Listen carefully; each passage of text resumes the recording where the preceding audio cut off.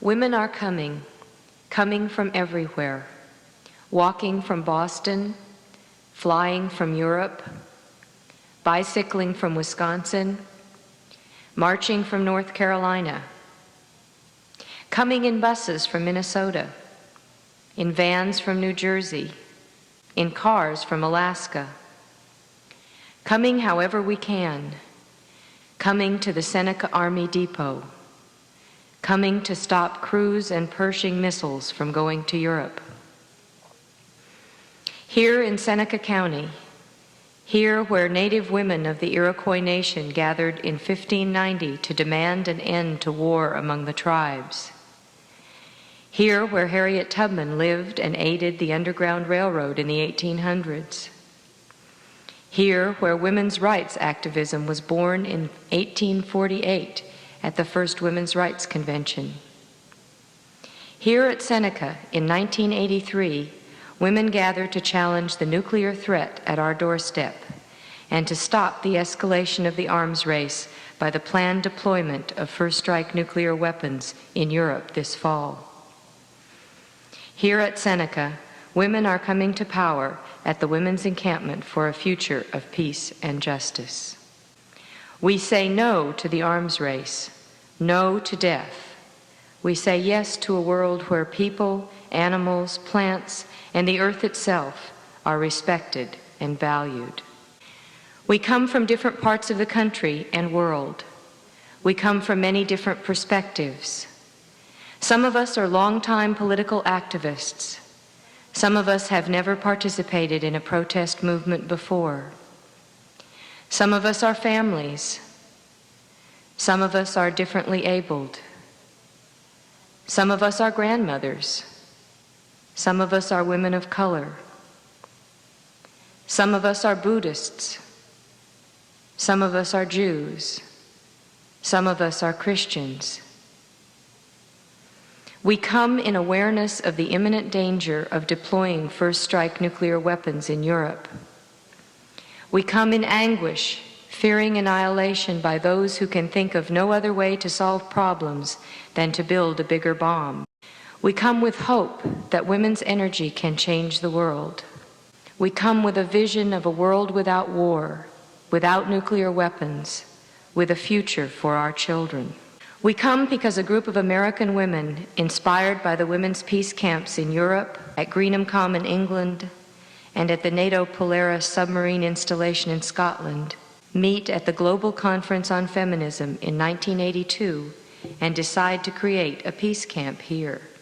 After months of visioning, meetings, investigations, and fundraising, a collective decision is reached to purchase a 51-acre farm near the Seneca Army Depot in Romulus, New York, in order to establish a legal space for women to camp and organize. For weeks prior to the July 4th opening, work crews come to prepare the land for the summer's encampment, while other women, with the help of organizations such as the Women's International League for Peace and Freedom, work to notify women and the press of plans for the encampment.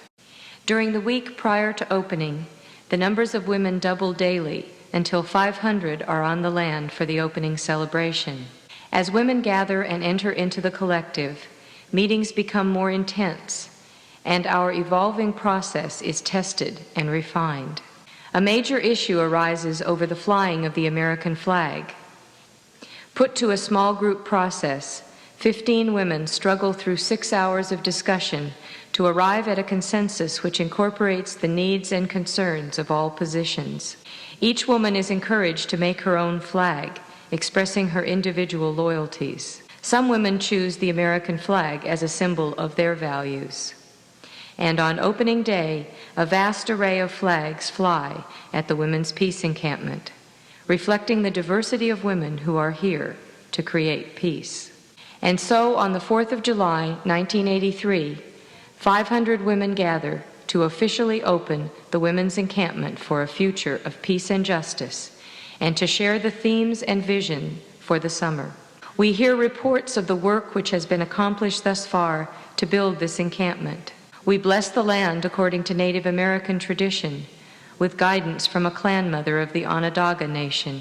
We pledge our allegiance to the earth and our commitment to peace. Greetings come from local women and from around the world, with reports of actions at peace camps in England and at Comiso, Italy. We sing our solidarity with our sisters camping at Puget Sound, Washington, and in prison in California for blockading a nuclear installation. Thus inspired with our vision and purpose, we begin our first major walk, 1.5 miles through the town of Romulus to the Seneca Army Depot. The townspeople sit in their lawn chairs with their American flags to watch the marchers and to express their curiosity and concern. Some wish we would go away and leave their nice little town the way it is. Others defend our right to protest and agree that nuclear war must be stopped. Some doubt the existence of nuclear weapons at the depot, claiming there is no place to keep them. Still others feel that if they have to be stored somewhere, it might as well be here, so that we'll be the first to go and won't have to suffer. Many feel that the problem of war is too big for human beings to solve. But the women march on, knowing that we must do something to stop the destruction of our planet, that if we are not effective, our only choice is nuclear annihilation. Our commitment grows as we approach the main gate of the Seneca Army Depot, 500 women strong. To dramatize our approach and to focus attention on the seriousness of the situation, women join in a slow walk, feeling the agony of the potential of nuclear holocaust, bringing our offerings of peace to a troubled world. Our first action at the gate is the planting of 2 rose bushes, symbols of life and peace, affirmations of our resistance to death and destruction. Women tie themselves to the gate, wailing and keening to express the despair that almost overcomes us, wailing, what will happen if nuclear war comes? We read our statement of resistance and ask for a revision of the depot's motto, mission first, people always. For a future of peace and justice, our motto is, our mission will always be people. We celebrate our vision and our action. We weave our symbols onto the fence and leave them there to remind the Army that our resistance is strong and that we shall return daily until the depot is transformed on the inside as well as along the fence. The townspeople plant flags around our rose bushes. We hope the flag and the depot are healed and transformed by this proximity to these symbols of peace. As we settle down to daily life at the encampment, we realize there is much work yet to be done. We develop and learn new skills as we build a pavilion for our meetings, shovel gravel for our road, set up sinks for washing, build ramps to make our land accessible to differently abled women, set up recycling centers and composting, work in the garden, and create a safe space and activities for children. Everyone is welcome to visit the encampment and participate in activities and conversation on the front lawn, but the camp itself is for women and children only. As life goes on at the encampment, we realize the need to forge new ways to live together in harmony, to reach beyond the boundaries which separate us, to move through the inevitable conflicts that confront us when women of different cultures, different lifestyles, different classes, different races come together. In so doing, we are developing a new feminist model of human interaction and relationship as we live day to day, cooking, eating, sleeping, joining in work shifts, participating in workshops, learning the techniques of nonviolent civil disobedience, planning and conducting vigils and actions at the depot, participating in meetings and in running the encampment, singing and playing, and sharing our lives. Much of our energy is directed toward a major planned day of civil disobedience on August 1st. To our surprise, however, the townspeople of Waterloo force us into action a few days early.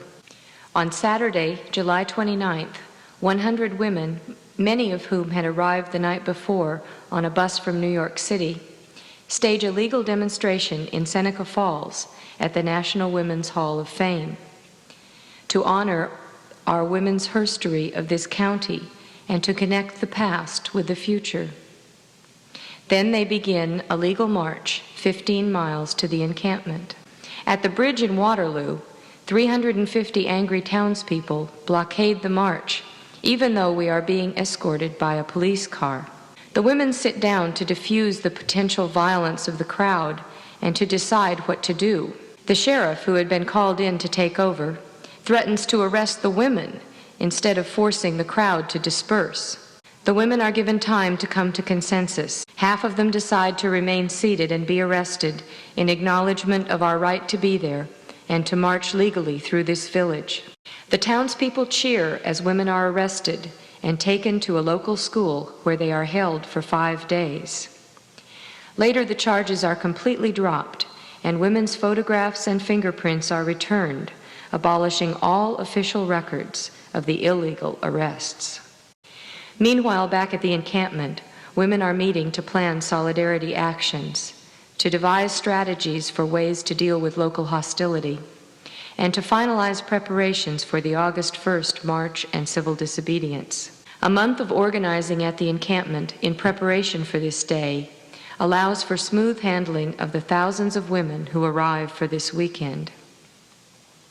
As each woman non-registers and signs up for work shifts, she learns about the operation of the encampment, the opportunity for workshops, and the plans and preparations for August 1st. An ecumenical celebration of feminist reconnection symbolically converts bombs into bread and helps us center and direct our energies toward the conversion of the depot to peaceful endeavors. August 1st begins with intermittent drizzles as 2,000 women assemble with banners and signs at Sampson State Park to prepare for the 1.5-mile march to the truck gate at the Seneca Army Depot. The men's support group, who have started a men's peace camp nearby, have organized to provide childcare and food for the women who are marching.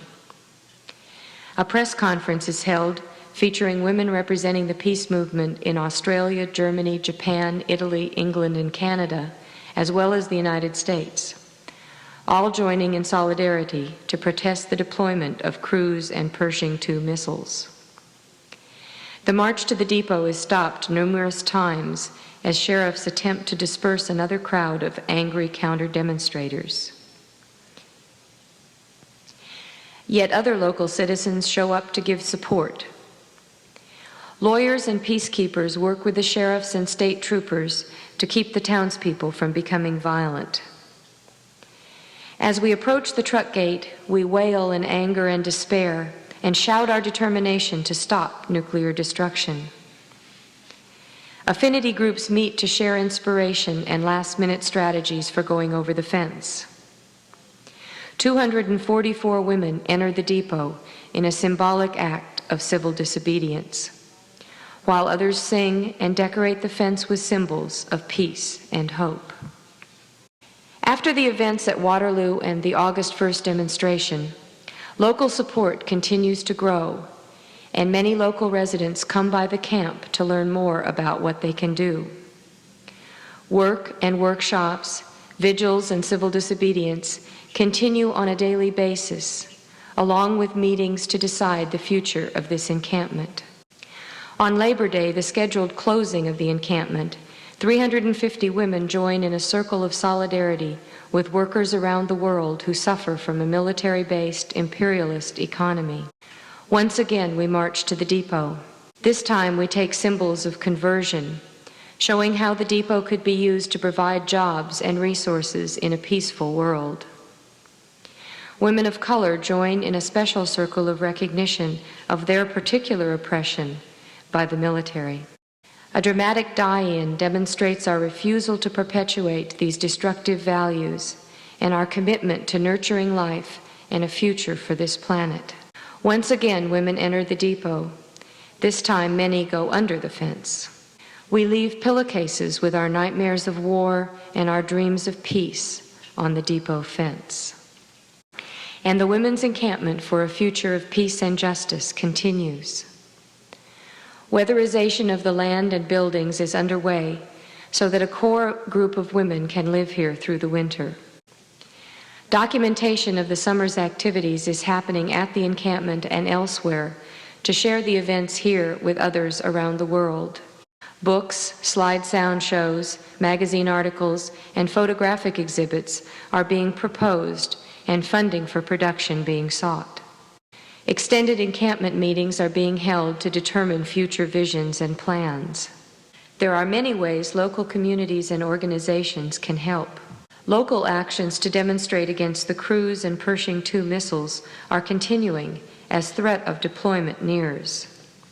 Some communities are planning local peace camps at sites that contribute to the production and transport of these first-strike nuclear weapons.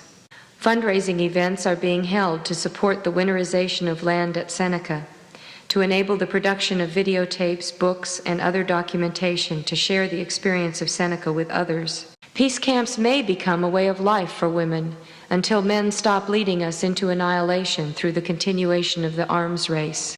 Peace camps may provide the models for a new society based on individual freedom, mutual trust and reliance, the value of nature, and the importance of relationship with all life on Earth. Peace camps will continue until the threat of nuclear war has ended and the Earth is free.